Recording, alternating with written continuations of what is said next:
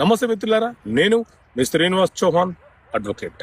మిత్రులారా, ఒక కేసులోని విషయం ఏంటి అంటే, ఒక వ్యక్తి ఒక స్టీల్ ఇండస్ట్రీలో పనిచేస్తున్నాడు.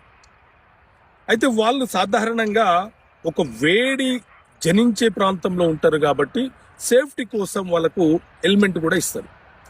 అయితే ఒక కార్మికుడు ఏం చేశాడు అని అంటే, వర్క్ చేస్తున్న సమయంలో పర్సనల్ సేఫ్టీ హెల్మెట్ను వాడకుండా వర్క్ చేస్తున్నాడు. సడన్ గా ఒక ఇన్సిడెంట్ జరిగి అతని కన్నుపోయింది.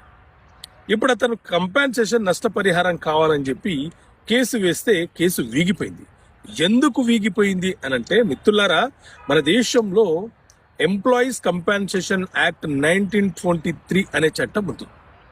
ఈ చట్టంలోని సెక్షన్ 3 సబ్సెక్షన్ 1 ఏం చెప్తుంది అని అంటే, ఎప్పుడైనా సరే ఒక కార్మికుడు, ఒక ఉద్యోగి